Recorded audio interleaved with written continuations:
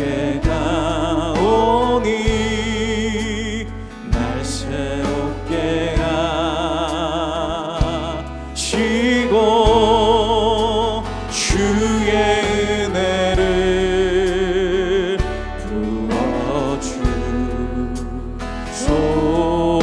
부어주소서.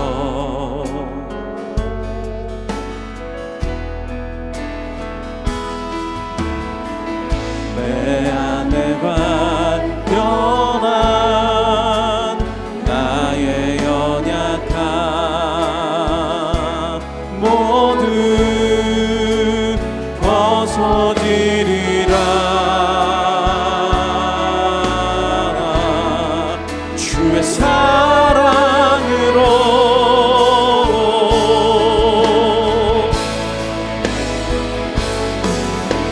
주 사랑 나를 붙드시 이곳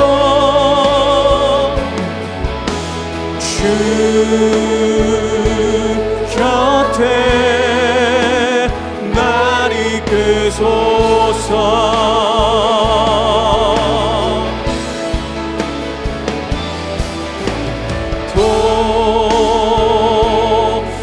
도슬이 날개 쳐올라가듯 나 주님과 함께 일어나 걸으리. 주의 사랑 안에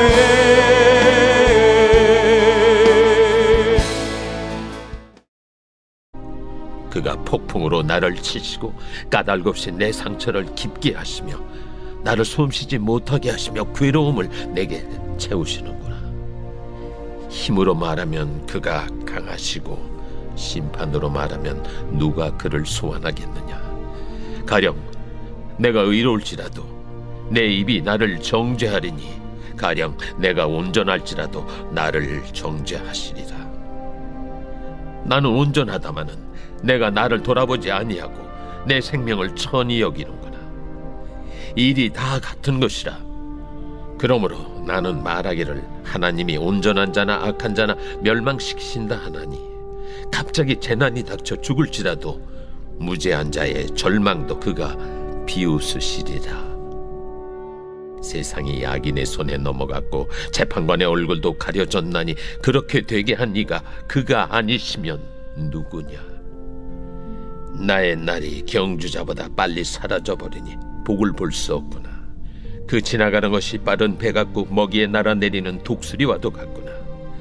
가령 내가 말하기를 내 불평을 잊고 얼굴빛을 고쳐 즐거운 모양을 하자 할지라도 내 모든 고통을 두려워하오니 주께서 나를 죄 없다고 여기지 않으실 줄을 아나이다.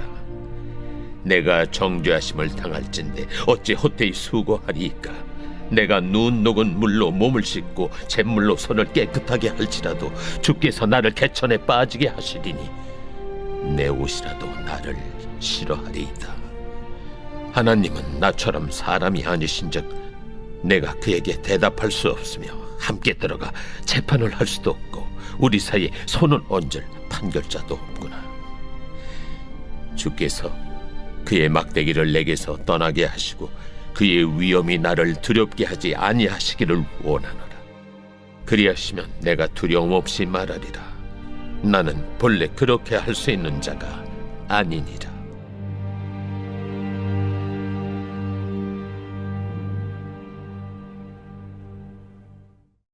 오늘도 우리 주 예수님으로 인하여 은혜의 보좌 앞으로 담대히 나아가는 여러분 되시길 축복합니다. 우리에게는 변호자가 있다 라는 제목으로 하나님의 말씀 전하겠습니다. 사랑하는 성도 여러분, 새벽마다 욥기를 묵상하고 있는데 가만 보면 욥기의 중요한 특징 중 하나는 처음부터 끝까지 욥이 모르는 사실을 독자인 우리는 안다는 것입니다. 1장과 2장의 두 차례 하늘에서 일어난 일들 속에서 욥이 고난당하는 까닭이 욥이 회개하지 않는 죄인이어서가 아니라 오히려 신실하고 참된 신자이기 때문이라는 것을 우리는 압니다.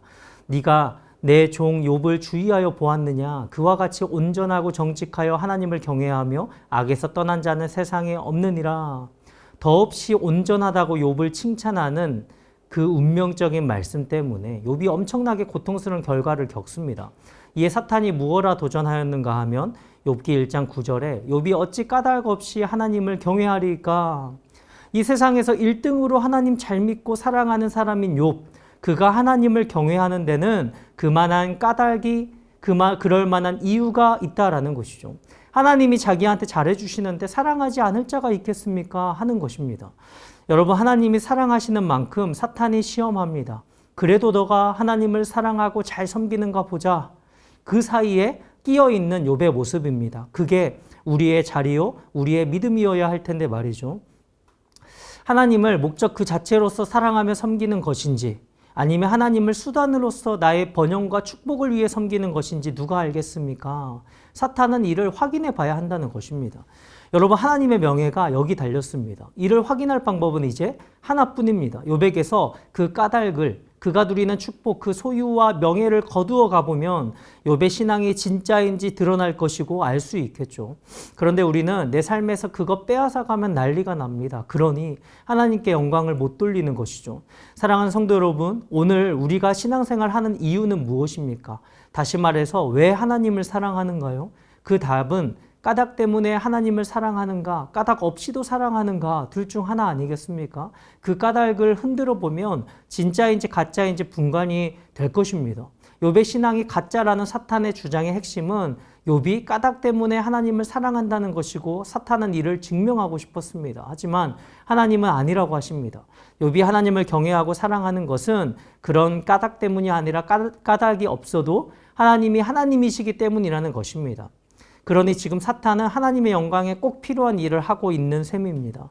하나님이 한 사람의 예배를 받으시기에 합당하시고 이러한 합당함이 하나님 주신 선물, 까닭 때문이 아님을 온 우주가 생생하게 지켜보아야만 하는 것이죠. 결국 욥이 지금 당하는 고난은 하나님의 영광이 돋보이게 하는데 꼭 필요한 것입니다.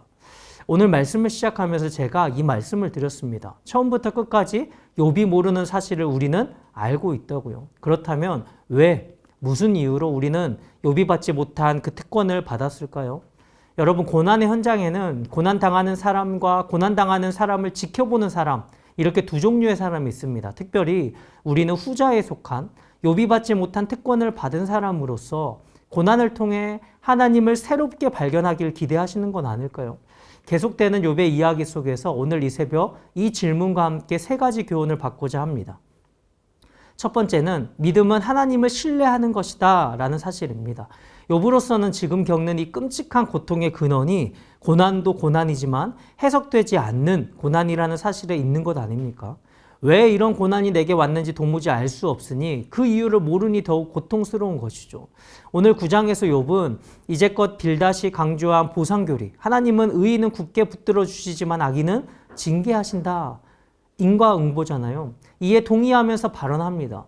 여러분, 욥이 전통적인 지혜인 인과응보의 원리만 알고 있을 때는 하나님이 욥이 예측 가능한 방법으로 행동하시는 듯 했습니다. 그런데 크고 위대하신 그 하나님이 주권을 갖고 행하시는데 욥은 하나님이 한없이 멀게만 느껴지는 것이죠. 그래서 오늘 17절과 18절을 보면 그가 폭풍으로 나를 치시고 까닭 없이 내 상처를 깊게 하시며 나를 숨쉬지 못하게 하시며 괴로움을 내게 채우시는구나. 까닭 없이 내 상처를 깊게 하신다. 맞는 말입니다. 지금 까닭을 몰라요. 실제로 까닭이 없죠. 까닭이 있다면 하나님께서 허락하신 것이고 하나님께서도 이게 까닭 없다는 것을 아십니다. 말씀드린 대로 까닭 없이 고난이 와도 하나님을 사랑하는가? 그 믿음이 진짜인지 가짜인지를 분간하는 게 욥의 시험의 목적이기 때문에 우리가 계속 살펴보겠지만 욥과 세 친구들과의 논쟁이 결국 38장에 하나님께서 나타나실 때까지 끝을 맺을 수 없는 이유, 끝까지 평행선을 달리는 이유는 일이란 마땅히 공정해야 한다라는 인과응보 그 전통 체계 위에 서 있기 때문입니다. 우리는 일이 언제나 공정하지 않다는 것을 알면서도 마땅히 공정해야 한다고 느낍니다. 경기에서 심판이 레드카드를 잘못 꺼낼 때 분노하고, 여러분, 이것을 하나님의 공의와 정의로 연결짓는 것은 사실 본능적인 것이죠. 그런데 하나님의 주권과 더불어서 하나님에 관해 말할 것이 이런 믿음뿐이라면 어떻게 될까요? 그래서 로이 주크라는 한 신학자가 이렇게 말했습니다.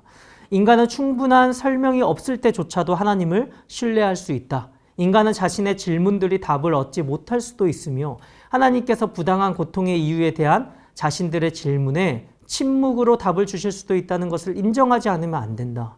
욥과 마찬가지로 우리는 하나님의 침묵이 그의 부재를 뜻하지 않는다는 사실을 배울 수 있다. 욥은 이해되지 않는 고난을 자신에게 허락하신 하나님이 인간의 선악을 뛰어넘고 있음을 깨닫는 것입니다. 그래서 여러분, 우리가 할 수 있는 일은요, 인간은 충분한 설명이 없을 때조차도 하나님을 신뢰할 수 있다. 살아가면서 왜 이런 일을 겪어야 하는지, 만일 그것을 다 이해할 수 있다면 사실 신앙이라는 게 필요 없겠죠. 우리의 질문에 하나님은 침묵으로 답하실 수 있음을 인정하고, 하나님의 침묵이 또한 하나님의 부재를 뜻하지 않는다는 것을 인정하고, 무엇하라고요? 신뢰. 내 인생이 나를 사랑하시는 하늘아버지의 섭리의 손안에 있다는 것을 신뢰하는 것, 이것이 믿음입니다. 다 이해할 수 없지만 하나님은 여전히 살아계시고 나를 사랑하심을 신뢰하는 것입니다. 그분이 날 위해 소중한 당신의 아들까지 십자가에 아끼지 아니하고 주셨으니 하나님께는 나보다 더 소중한 것이 없다는 사실을 신뢰하시는 여러분 되시길 축복합니다. 보세요, 여러분. 사탄이 아무리 날뛰어도 지금 이 욥이 당하는 시험, 하나님의 결제를 받아야 합니다. 하나님의 권한과 주권 속에서 이루어지는 일들이잖아요. 그러니 이유를 묻기보다 더 중요한 것, 이 모든 것을 주관하시는 하나님을 바라보고 하나님의 선하심과 자비하심을 의심하지 말아라. 너무 아파서 불평이 쏟아짐에도 하나님의 선하심을 신뢰하는 믿음 속에서 좀처럼 무너지지 않고 하나님의 그 한 표에 부끄러움을 들이지 않는 것, 그것이 우리 믿음을 지키는 것입니다. 두 번째는 고난당하는 사람을 쉽게 판단하지 말라는 것입니다. 욥의 세 친구들 처음 일주일은 침묵으로 일관하다가 드디어 입을 열어 비난조가 되고 말았습니다. 아니 땐 굴뚝에 연기가 나겠느냐? 네가 기억 못하는 죄가 있을지 어떻게 아느냐? 고난 중에 이런 이야기를 듣는 욥의 심경이 어떨까요? 욥이 지금 힘들고 어려운 까닭은 첫 번째로는 해석되지 않는 고난 때문이기도 하지만 내 편에 서줬으면 했던 친구들이 그냥 하나님 편에 서 있는 것이거든요. 여러분, 욥의 친구들은 자기가 직접 경험하지 않은 고난의 현실에 대해서 쉽게 판단했기 때문에 실패했습니다. 비록 오랫동안 내려온 전통이 있다 하더라도 이를 적용할 때는 사람을 긍휼히 여기는 마음이 우선되어야 하는 법입니다. 요한복음 9장을 보면 예수님께서 나면서부터 맹인된 사람을 고쳐주시는 사건이 나옵니다. 당시 유대인들은 질병은 곧 죄로 인한 하나님의 저주다라는 도식을 갖고 있었기 때문에 이 사람이 맹인으로 난 것이 누구 죄 때문입니까? 라고 물었습니다. 하지만 예수님은 전혀 다른 대답을 내어주셨죠. 요한복음 9장 3절을 보면 이 사람이나 그 부모의 죄로 인한 것이 아니라 그에게서 하나님이 하시는 일을 나타내고자 하심이라 라고 말씀하셨습니다. 여러분, 예수님이 무리를 보고 민망히 여기셨을 때 그들이 왜 그렇게 고생하고 기진하게 됐는지, 어느 놈의 책임인지 묻지 않으셨습니다. 예수님에게 중요한 것은 바로 그 순간 자신의 사랑하는 백성들이 그렇게 내동댕이 쳐지고 견딜 수 없이 누군가에게 고통받고 있다는 것, 바로 그것이었습니다. 그것이 긍휼이죠. 어떤 사람이 고통받고 있을 때 그 고통의 원인을, 이유를 따져 묻는 게 아니라 고통하고 있는 그 상태 때문에 눈물 흘리는 마음, 그것이 긍휼의 마음입니다. 고난당하는 사람을 지켜보는 우리에게는 이러한 주님의 마음이 있습니까? 세 친구들은 섣불리 하나님 편에서 하나님을 옹호한다고 했지만 실상 하나님을 제대로 그려내지 못했습니다. 오히려 고난의 원인을 잘못 짚어서 고난당한 자에게 더 큰 상처를 입혔습니다. 우는 자들과 함께 울어야 할 우리가 그들을 도와준답시고 뭔가 해결 강박에 빠져서 쉽게 답을 내리면서 더 큰 상처를 주진 않는지, 여러분, 고난당하는 이들을 대할 때 쉽게 고난의 원인을 분석하려 들지 말고 깊고 오묘한 하나님의 뜻을 모른다는 것을 솔직하게 받아들이는 것, 조급한 결론보다 차라리 침묵을 통해서 하나님의 뜻이 밝혀지길 기다리는 것이 좋습니다. 그것이 고난 가운데 하나님의 주권을 인정하고 신뢰하는 성도의 모습일 것입니다. 이제 여기서 마지막 세 번째로 나아가는데 우리에게는 변호자가 있다는 것입니다. 여러분, 욥의 지금의 문제는 내 의로움을 주장할 수가 없게 되었다는 것입니다. 의롭게 살려고 애를 썼는데 그 의로움을 누구에게도 입증할 길이 없어졌다는 게 욥의 가장 큰 고통입니다. 19절에 힘으로 말하면 그가 강하시고 심판으로 말하면 누가 그를 소환하겠느냐. 21절에 나는 온전하다마는 하나님과의 법정 소송에서 절대로 이길 수 없다는 사실을 스스로도 알고 결론 내리고 있는 것이죠. 이제 그러한 욥의 앞에는 27절 이하에 세 가지 선택권이 놓여져 있습니다. 첫 번째 선택은 27절과 28절에 하나님을 향한 불평을 내던지고서 삶을 즐기는 것입니다. 온갖 불평을 다 던지고 슬픈 얼굴빛을 고쳐서 명랑하게 보이는 것입니다. 그런데 그가 겪고 있는 지금의 고통이 하나님이 그를 죄인으로 선언하셨다는 증거 그 자체죠. 두 번째 선택은 하나님 앞에서 자신을 최대한 정결하게 하는 것입니다. 하지만 29절에서 그것도 헛된 수고라는 것을 고백합니다. 아무 이유도 모른 채 하나님에 의해서 악인으로 정죄된 마당에 30절과 31절에 눈 녹은 물로 씻고 잿물로 손을 씻는다 할지라도 하나님은 무죄함을 선언해 주시기는커녕 나를 개천에, 다른 번역 성경에 보니까 나를 시궁창에 빠뜨리실 것이다. 세 번째 선택권은 지금의 내 상황을 공평하게 중재해 줄, 변호해 줄 사람을 찾아 나서는 것입니다. 32절과 33절을 보시면 하나님은 나처럼 사람이 아니신즉 내가 그에게 대답할 수 없으며 함께 들어가 재판을 할 수도 없고 우리 사이에 손을 얹을 판결자도 없구나. 지금 욥은 할 수만 있다면 하나님을 고소하고 싶은데 또 엘리바스와 빌닷이 와서 내 편에서 변호해주는 입장은 아니고 하나님 편에 서서 정죄를 했단 말이죠. 그나마 친구들이 변호자가 되어주었다면 그래도 견딜 힘이 있을 텐데. 그러니 욥의 지금 가장 큰 문제는 나를 변호해줄 사람이 없다는 것입니다. 33절에 우리 사이에 손을 얹을 판결자도 없구나. 하나님과 나 사이에 중재자가 있어서 내 결백을 드러내줄 수 있으면 좋겠다는 것이죠.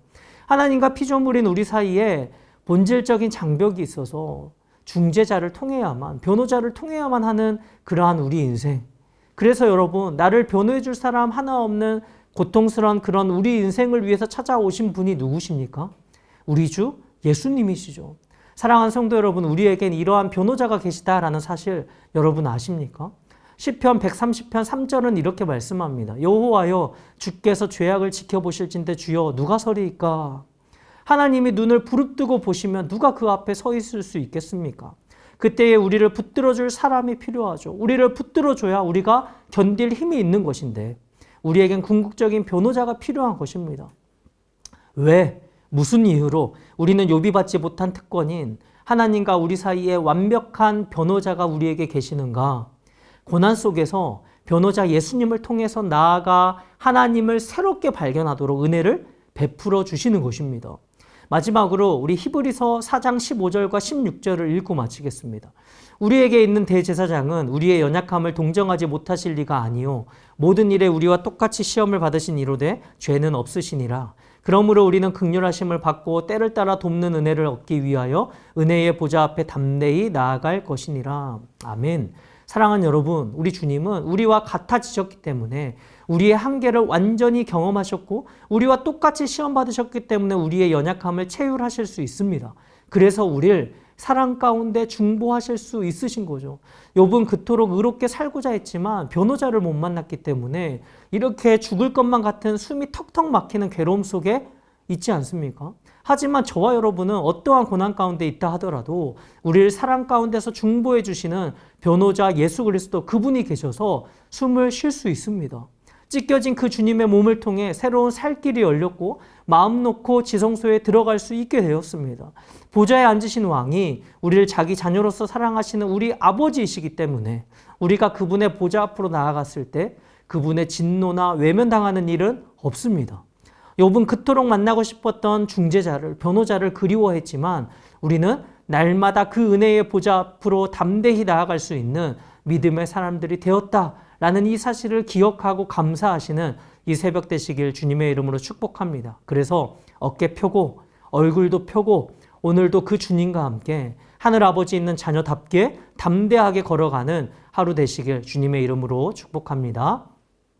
주신 말씀 생각하며 우리 기도 제목을 함께 읽고 기도하겠습니다. 주님, 까닭이 없어도 주님이 주님이시기에 사랑하고 섬기는 저이길 소원합니다.